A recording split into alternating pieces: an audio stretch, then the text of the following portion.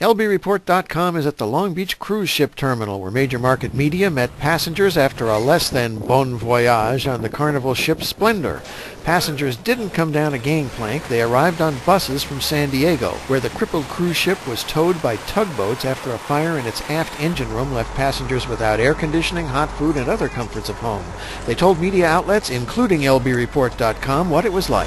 Well, it wasn't much of a vacation. But they took care of us. They gave us what we could. And Monday morning, around 5 o'clock, we felt the vibration, everything like that. It was pretty rough, and then we just assumed probably there was something wrong. And I think like 30 minutes later, they got over to PA, and someone said something about a generator going out. And so, again, we had just watched the video about the diesel generators and everything like that. I'm like, well, that's not good because the generators run everything. So during the course of the morning, we got, they kept giving us reports of what actually took place and stuff like that. They said it was smoke first and things like that in one of the engine rooms and everything. But other than that, they kept us aware of what was going on and took very good care of us. We weren't too concerned though, but we didn't realize that we were drifting. I guess due to the electronics and everything, they couldn't drop the anchors. That's my theory. And so we were just drifting out to sea,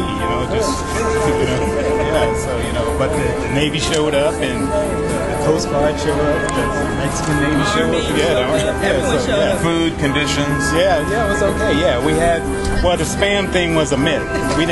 No one got spam at all. We didn't get any spam. We had, of course we couldn't eat anything that was heated up.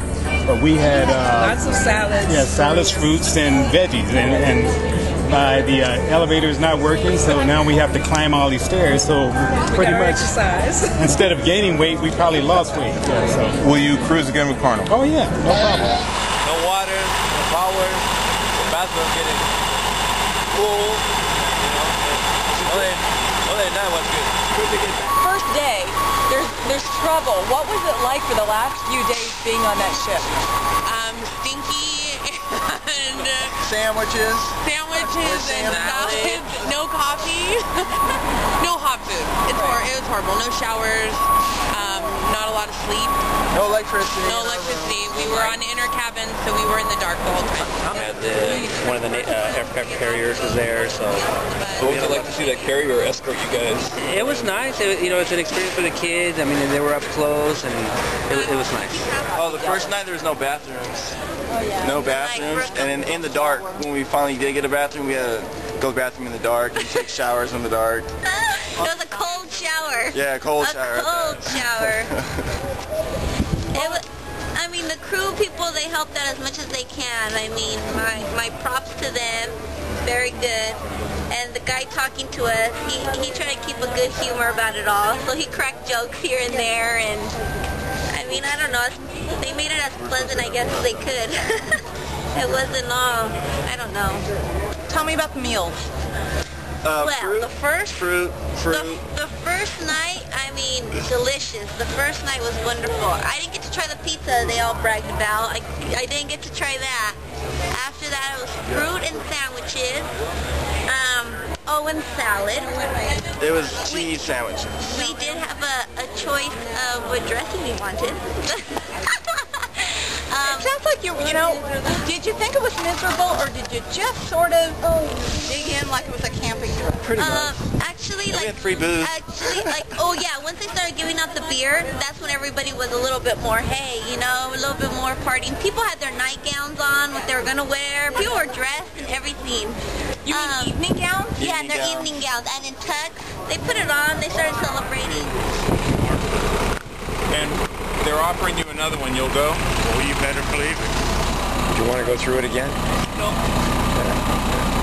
What was the biggest inconvenience of all those things? I would say probably the first day for the front part of the ship were the toilets. The latter part of the ship, the back part, they had no toilets the entire time. They had to use the other restrooms. Oh wow! So the back part of the ship had no toilet the entire time. Wow. How gross did it get? They got pretty gross. I had to bail the toilet out a couple of times. In your cabin or?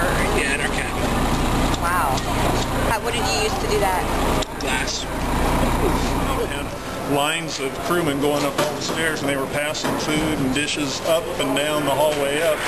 And so there was some of us crew passengers jumped in, hey, we'll help, and just helped pass stuff up and down, and just made a best of a bad situation and just wrote it out.